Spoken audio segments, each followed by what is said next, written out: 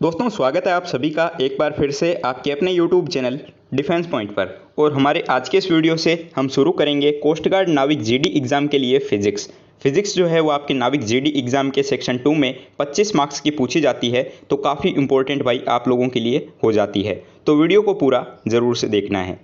लेकिन उससे पहले आपको बोलना चाहूँगा कि अगर आप लोग हमारे चैनल पर पहली बार आए हैं तो चैनल को सब्सक्राइब कर लें और बेल आइकन को प्रेस कर लें, ताकि आप लोगों को हमारे द्वारा दिए जाने वाले सभी लेटेस्ट अपडेट्स मिलते रहें। तो चलिए शुरू करते हैं हमारा आज का ये वीडियो बिना किसी देरी के। तो देखिए फर्स्ट क्वेश्चन जो कि आपको यहाँ पर दिया हुआ है कि किसी चुंबकीय पदार्थ में चुंबकीय क्षेत्र का क्या कारण होता है। ठीक है, यानी कि मैग्नेटिक फील्ड जो होता है उसका क्या कारण होता है किसी चुंबकीय पदार्थ में। ऑप्शंस दिए गए हैं स्वतंत्र तथा बद्ध विद्युत धारा दोनों, केवल स्वतंत्र विद्युत धारा, ऑप्शन नंबर सी केवल बद्ध विद्युत धारा, या फिर ऑप्शन नंबर डी उपयुक्त में से कोई नहीं। तो देखिए भाई इसके पीछे का लॉजिक क्या है। तो हम लोग जानते हैं कि किसी भी चुंबकीय पदार्थ में जो चुंबकीय क्षेत्र उत्पन्न होता है उसका कारण क्या होता है, चुंबकीय बल रेखाएं। पढ़ा है हम लोगों ने क्लास 12 में, बिल्कुल। अब देखिए विद्युत चुंबक में उत्पन्न विद्युत क्षेत्र जो होता है उससे बद्ध विद्युत धारा पर निर्भर करता है। ठीक है, यानी कि करेक्ट आंसर हो जाएगा आपका option number C only the bound current, यानी कि केवल बद्ध विद्युत धारा। तो आई होप आप लोगों को समझ में आया होगा। दोस्तों साथ ही में एक चीज़ और बताना चाहूँगा अनअकैडमी के बारे में। अनअकैडमी के द्वारा 3 नए कोर्सेज को शुरू किया जा रहा है जो कि आपके होने वाले हैं Apache air force XY group exam, NDA रणभूमि और वीर NDA। तो भाई अगर आप लोगों में से कोई एयरफोर्स XY ग्रुप एग्ज़ाम या फिर NDA एग्ज़ाम की प्रिपरेशन कर रहा है तो इन कोर्सेज़ के लिए एनरोल कर सकता है। काफ़ी शानदार कोर्सेज़ होने वाले हैं, डिफेंस के टॉप एजुकेटर्स के द्वारा आपको यहाँ पे पढ़ाया जाएगा बेसिक से, जिससे कि आप लोग रिटन एग्ज़ाम को आसानी से क्लियर कर लोगे। तो अगर आप लोग भाई इनके लिए एनरोल करना चाहते हो तो आपको अनअकैडमी का लर्नर ऐप इंस्टॉल करना होगा, जिसकी लिंक आपको हमारे इस वीडियो के नीचे डिस्क्रिप्शन बॉक्स में दी गई है। उसके बाद में आप लोगों को सिंपली उसमें रजिस्टर करना है और आपको वहाँ पे एक सब्सक्रिप्शन प्लान को चूज़ करना है। जैसे ही आप लोग सब्सक्रिप्शन प्लान को चूज़ कर लेंगे दोस्तों आपसे पूछा जाएगा रेफरल कोड। तो रेफरल कोड में आप लोगों को डिफेंस पॉइंट ज़रूर से फिल कर देना है, जिससे कि आप लोगों को अच्छा खासा डिस्काउंट देखने को मिल जाएगा। तो इस तरीके से भाई आप लोग इन कोर्सेज़ के लिए एनरोल कर सकते हो। सारे कोर्सेज़ की लिंक आप लोगों को हमारे इस वीडियो के नीचे डिस्क्रिप्शन बॉक्स में दी गई है। इसके अलावा अगर आप लोग अनअकैडमी ऐप को यूज़ करते हो तो आप लोग मुझे भी फॉलो करना बिल्कुल भी मत भूलिएगा, लिंक आपको नीचे डिस्क्रिप्शन में मिल जाएगी। ठीक है, तो चलिए बढ़ते हैं नेक्स्ट क्वेश्चन की तरफ। तो अब देखिए भाई क्वेश्चन नंबर 2, और यहाँ पर आपको इस क्वेश्चन में बोला गया है कि किसी प्रतिचुंबकीय पदार्थ की चुंबकीय प्रवृत्ति का मान, ठीक है, ये किसके ऊपर निर्भर करता है या फिर नहीं करता, ये आपसे पूछा गया है। ऑप्शंस क्या क्या दे रखे हैं। तो देखिए ऑप्शन दिया गया है पहला कि ताप के बढ़ने पर बढ़ता है, ऑप्शन नंबर बी ताप के बढ़ने पर घटता है, ऑप्शन नंबर सी ताप के बदलने पर नहीं बदलता, या फिर ऑप्शन नंबर डी ताप बढ़ने पर पहले घटता है और फिर बाद में बढ़ता है। तो दोस्तों क्या हो जाएगा इसके लिए करेक्ट आंसर। तो देखिए भाई किसी भी प्रतिचुंबकीय पदार्थ की जो चुंबकीय प्रवृत्ति होती है उसका मान ताप के बदलने पर नहीं बदलता, यानी कि करेक्ट आंसर हो जाएगा आपका ऑप्शन नंबर सी। अब ऐसा क्यों होगा। तो देखिए भाई क्यूरी के नियम के अनुसार आप लोगों ने पढ़ा होगा अनुचुंबकीय और लोह चुंबकीय जो होते हैं वो आपके ताप के ऊपर निर्भर करते हैं, लेकिन प्रतिचुंबकीय पदार्थ की चुंबकीय प्रवृत्ति जो होती है वो ताप के ऊपर निर्भर नहीं करती। ठीक है, क्लियर है। चलिए बढ़ते हैं नेक्स्ट क्वेश्चन की तरफ। तो अब देखिए भाई क्वेश्चन नंबर 3, बहुत ही शानदार क्वेश्चन, NDA एग्जाम का प्रीवियस ईयर का क्वेश्चन है, ध्यान से देखिएगा। तो भाई यहाँ पर आपको इस क्वेश्चन में बोला गया है कि क्षेत्रफल A तथा विद्युत धारा I वाले लूप का चुंबकीय आघूर्ण क्या होता है। ठीक है, तो क्षेत्रफल A और विद्युत धारा I वाले लूप का चुंबकीय आघूर्ण भाई यहाँ पर पूछा गया है। तो देखिए किसी भी धारावाही लूप का जो चुंबकीय आघूर्ण होता है वो क्या होता है, हम लोग फॉर्मूला पढ़े हुए हैं। ठीक है, क्लास 12 में आप लोगों ने पढ़ा होगा। ये होता है आपका M बराबर N dot I dot A vector. ठीक है, ये आप लोगों ने पढ़ रखा है, बिल्कुल पढ़ रखा है। तो अब देखिए भाई यहाँ पर n बराबर 1 हो जाएगा। ठीक है, तो n बराबर 1 हो गया तो यहाँ पर आपका m बराबर क्या हो जाएगा, यानी कि चुंबकीय आघूर्ण बराबर क्या हो जाएगा I डॉट A वेक्टर, ये हो जाएगा। चलिए ये आपको कहाँ दिया गया है, देखिए ये आपको भाई पहले ही ऑप्शन में दे रखा है। तो इस क्वेश्चन के लिए दोस्तों हमारा करेक्ट आंसर हो जाएगा ऑप्शन नंबर ए, m बराबर IA। ठीक है, क्लियर है। चलिए बढ़ते हैं नेक्स्ट क्वेश्चन की तरफ। तो अब देखिए भाई क्वेश्चन नंबर 4, और यहाँ पर देखिए इस क्वेश्चन में बोला गया है कि ट्रांसफॉर्मर का प्रयोग होता है। ये भाई आपके डीबी वालों के लिए भी काफ़ी इंपॉर्टेंट हो जाता है, नेवी के एग्जाम में भी आ चुका है, आपके एयरफोर्स एग्जाम में भी पूछा जा चुका है काफ़ी बार ये क्वेश्चन। देखिए ट्रांसफॉर्मर का प्रयोग पूछा है, तो ट्रांसफॉर्मर जो होता है भाई वो आपके प्रत्यावर्ती विभव या फिर प्रत्यावर्ती धारा को कम या ज़्यादा करने के लिए हम लोग काम में लेते हैं। ये आप लोगों को क्लियर है। चलिए तो भाई करेक्ट आंसर क्या हो जाएगा, तो इस क्वेश्चन के लिए हमारा करेक्ट आंसर हो जाएगा ऑप्शन नंबर ए, प्रत्यावर्ती विभव को बदलने के लिए। ठीक है, क्योंकि मैंने आप लोगों को बोला कि प्रत्यावर्ती विभव या फिर प्रत्यावर्ती धारा को कम या ज़्यादा यूज़ करने के लिए हम लोग क्या करते हैं, ट्रांसफॉर्मर का यूज़ लेते हैं। तो करेक्ट आंसर हो जाएगा आपका ऑप्शन नंबर ए। चलिए आई होप आप लोगों को समझ में आ रहा होगा। दोस्तों जितने भी क्वेश्चन करवाने वाला हूँ सारे शानदार और टॉप लेवल के क्वेश्चंस हैं, पूरे चांसेस बनते हैं इस टाइप के क्वेश्चन आपके एग्जाम में आने के लिए। तो भाई नोट्स तैयार करते रहिएगा और वीडियोस को पूरा ज़रूर से देखते रहिएगा, और लास्ट में आप लोगों को वीडियो कैसा लगा ये ज़रूर से बताना है, और आपका स्कोर कितना रहता है ये भी नीचे ज़रूर से बताइएगा। ठीक है, चलिए बढ़ते हैं नेक्स्ट क्वेश्चन की तरफ। तो अब देखिए भाई क्वेश्चन नंबर 5, और यहाँ पर देखिए इस क्वेश्चन में क्या बोला गया है कि एक गतिमान विद्युत आवेश उत्पन्न करता है। ठीक है, तो एक गतिमान विद्युत आवेश जो होता है वो क्या चीज़ को उत्पन्न करता है। देखिए ऑप्शंस दिए गए हैं, विद्युत तथा चुंबकीय क्षेत्र, ऑप्शन नंबर बी केवल विद्युत क्षेत्र को, ऑप्शन नंबर सी केवल चुंबकीय क्षेत्र, या फिर ऑप्शन नंबर डी इनमें से कोई नहीं।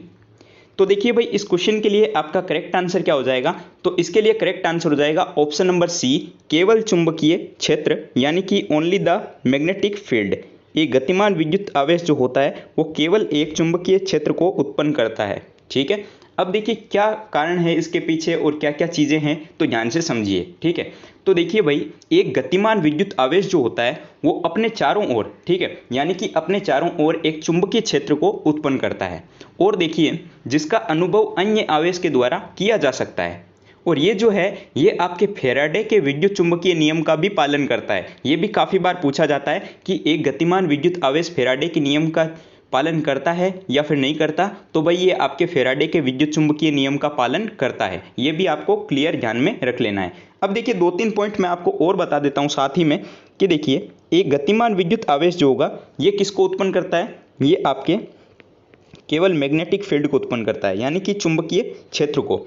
अब देखिए जो स्थिर आपसे अगर पूछ लिया जाए, यहाँ पर अगर गतिमान नहीं दे करके आपसे पूछ लिया जाए कि स्थिर विद्युत आवेश किसको उत्पन्न करता है, तो भाई ये आपके विद्युत क्षेत्र को उत्पन्न करता है। किसको, विद्युत क्षेत्र को।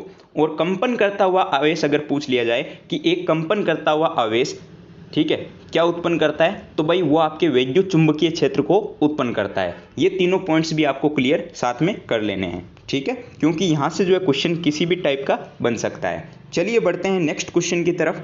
तो भाई अगला क्वेश्चन जो कि आपकी स्क्रीन पर ये रहा। अब देखिए इस क्वेश्चन में क्या बोला गया है, तो भाई यहाँ पर इस क्वेश्चन में आपसे बोला गया है कि यदि एक दौड़ता हुआ लड़का, ठीक है, एक घूमती हुई मेज पर कूदता है तो इनमें से क्या संरक्षित रहेगा। ठीक है, यानी कि इनमें से क्या जो है कंजर्व्ड रहेगा, तो ये आपसे पूछा गया है। ऑप्शंस क्या क्या दिए गए हैं, तो लीनियर मोमेंटम यानी कि रेखीय संवेग, option number B kinetic energy यानी कि गतिज ऊर्जा, option number C angular momentum यानी कि कोणीय संवेग, या फिर उपरोक्त में से कोई नहीं।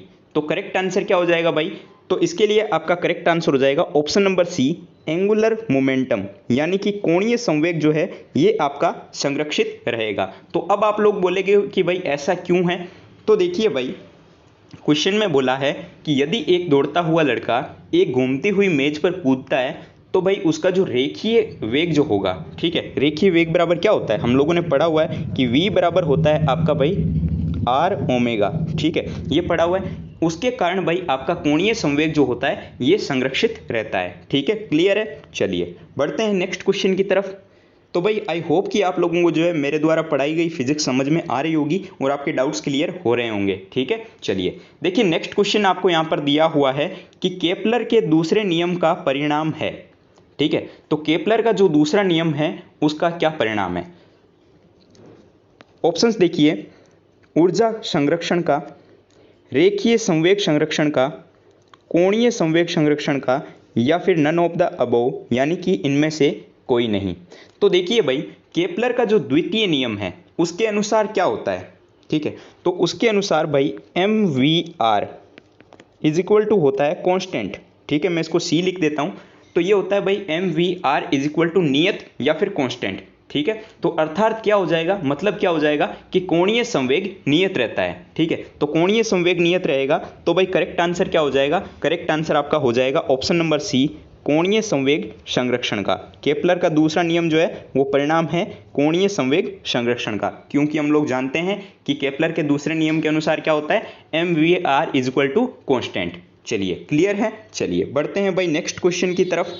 तो अब देखिए दोस्तों अगला क्वेश्चन, तो अगला क्वेश्चन आपको यहाँ पर दिया हुआ है भाई लोग कि प्रकाश विद्युत उत्सर्जन के नियम के अनुसार प्रति सेकंड उत्सर्जित प्रकाश इलेक्ट्रॉनों की संख्या निर्भर करती है, ठीक है। तो देखिए क्या क्या ऑप्शन दिए गए हैं, आपतित प्रकाश की तीव्रता पर, आपतित प्रकाश की प्रकृति पर, आपतित प्रकाश की आवृत्ति यानी कि फ्रीक्वेंसी पर, या फिर आपतित प्रकाश की चाल पर यानी कि स्पीड पर।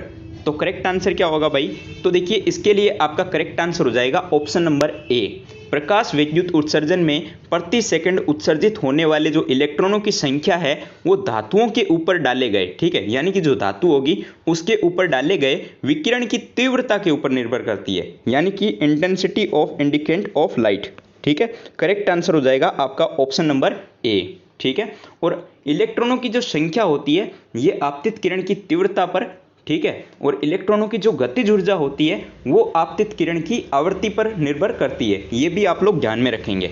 चलिए भाई लोग क्लियर है दोस्तों, आपको जो है इनकी पीडीएफ्स वगैरह जो है ये आपको टेलीग्राम पर मिल जाएगी, और मैं आपको साथ में आंसर भी मार्क करके दे दूंगा कि किस क्वेश्चन का कौन सा आंसर है, ठीक है। चलिए देखिए नेक्स्ट क्वेश्चन, तो क्वेश्चन नंबर 9 काफ़ी इंपॉर्टेंट क्वेश्चन है, ध्यान से समझिएगा।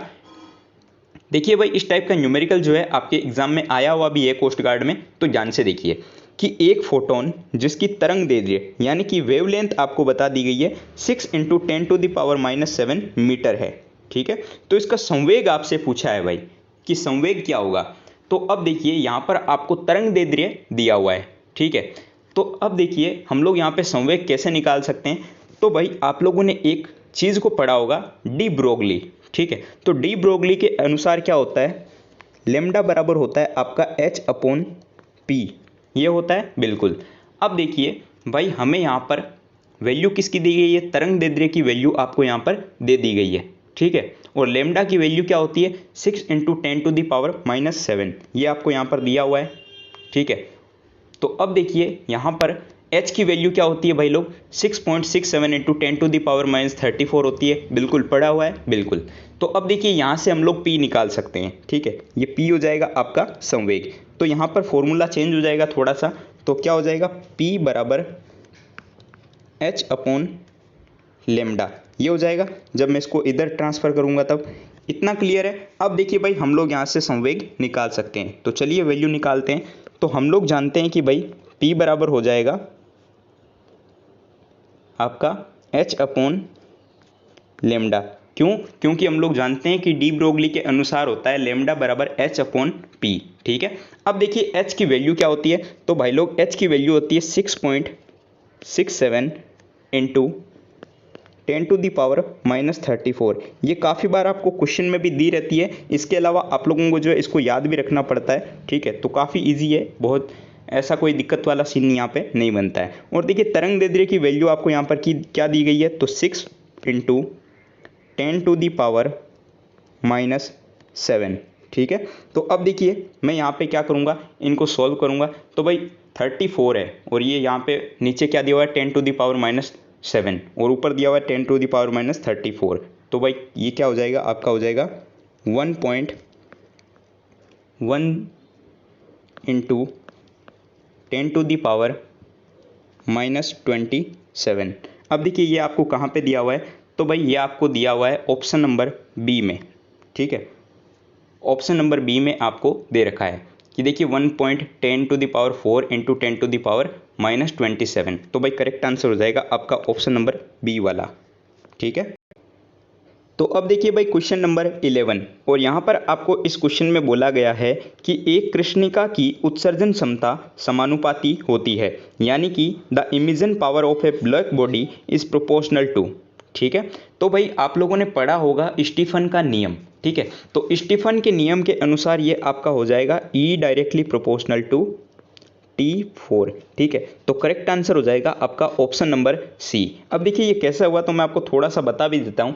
तो स्टीफन के नियम के अनुसार भाई आपका होता है E बराबर, यह आपका हो जाएगा T4। ठीक है, तो अब जो है यहाँ से हटाएंगे तो ये भाई आपका आ जाएगा डायरेक्टली प्रोपोर्शनल, तो ये हो जाएगा E directly proportional to T4। तो करेक्ट आंसर हो जाएगा आपका ऑप्शन नंबर सी। दोस्तों जो क्वेश्चन इजी हैं उनको मैं ज़्यादा डिटेल में एक्सप्लेन नहीं कर रहा हूँ, क्योंकि आपको जो है यहाँ पे नॉर्मली समझने से भी हो जाएगा। ठीक है, अब देखिए भाई क्वेश्चन नंबर 12 और यहाँ पर इस क्वेश्चन में बोला गया है कि विन के विस्थापन के नियम के अनुसार, यानी कि according to Wien's displacement law क्या होता है भाई।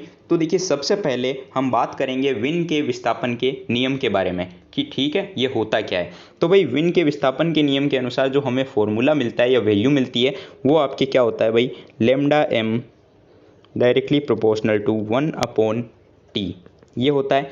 अब देखिए ये आपके lambda M dot T is equal to ये हो जाएगा कांस्टेंट। ठीक है, यानी कि नियतांक।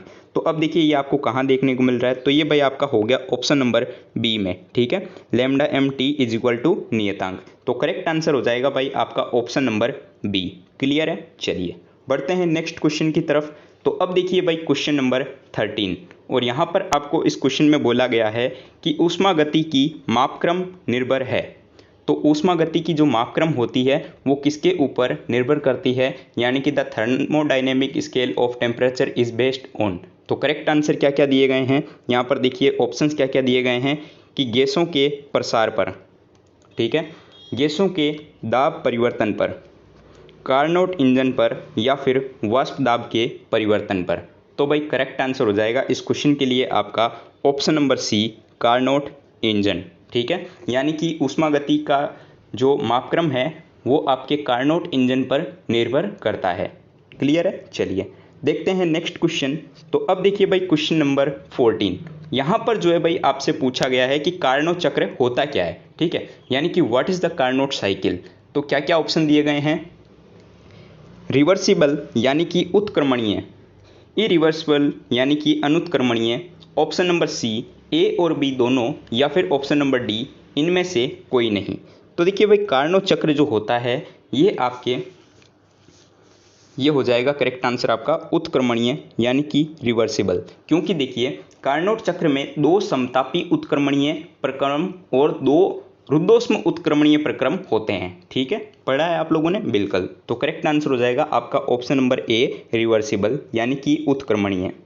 चलिए भाई आज हम लोग देख लेते हैं इस वीडियो का लास्ट क्वेश्चन, क्योंकि पहला वीडियो था तो ज़्यादा क्वेश्चन मैंने आप लोगों को नहीं करवाया है। तो अगर आप लोगों को ये वीडियो पसंद आया है और समझ आया है थोड़ा बहुत, तो हम लोग आगे वीडियोस को कंटिन्यू करेंगे। ठीक है, तो देखिए क्वेश्चन नंबर 15 और यहाँ पर भाई इस क्वेश्चन में आपको बोला गया है कि वर्षा की बूंदें पृथ्वी की ओर गिरती है, यानी कि the rain drop fall towards the earth with A.